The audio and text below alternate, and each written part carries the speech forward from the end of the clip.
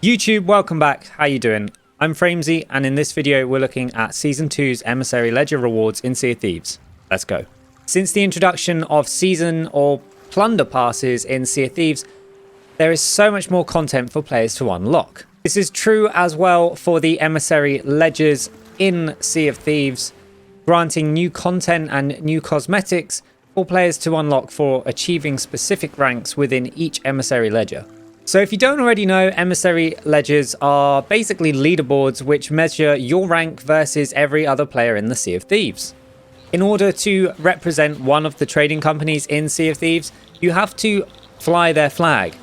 In order to fly their flag, all you have to do is go and vote it up at one of the tables where you would find the Gold Hoarder, the Merchant, the Order of Souls, or the Athena person in the world. Once you have voted this flag on, you actually gain levels for this flag up to level 5, which increase the amount of reward that you get for trading in specific items. The higher your rank, the higher the reward for trading in items to that trading company. Whilst flying this flag and trading in items, you are also accumulating points towards your Emissary Ledger.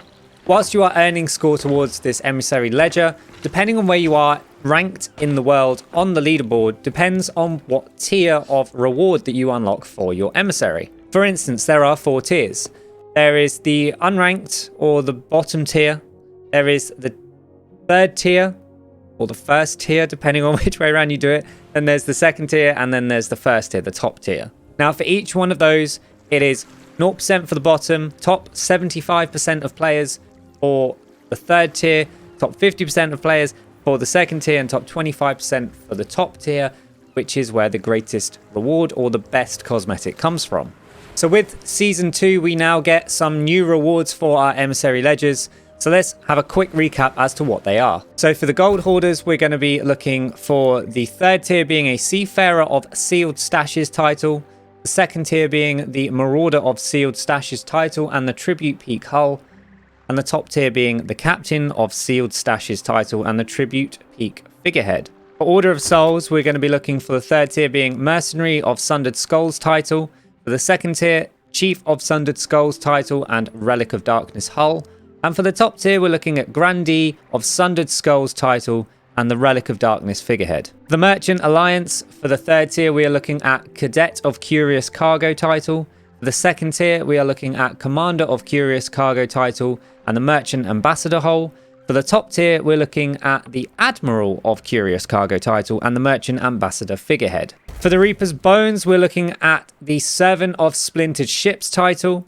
For the 2nd tier, we are looking at Keeper of Splintered Ships title and the Masked Renegade Hull.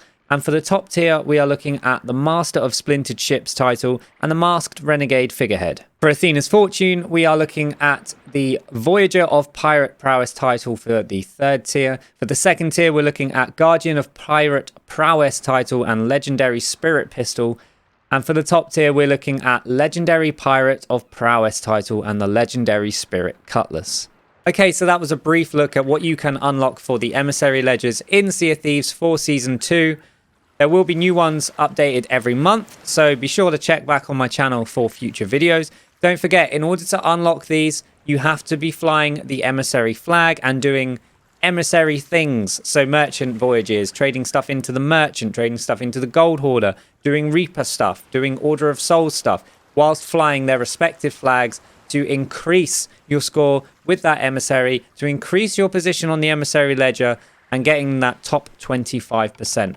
Remember, if you're in the top 25%, you get all 3 tiers of rewards. So be sure to always aim for that top 25% if you can. Obviously, if time isn't of the essence and you don't have enough of it, don't push yourself too hard. Don't beat yourself up, because for once, they will always be available for you to unlock. You have to unlock the previous one in order to progress on to the next one. So don't feel like you're missing out. That is it for this video. Don't forget to like, comment, get subscribed, and like the bell to stay up to date for whenever I release a new video. And until the next one, see ya.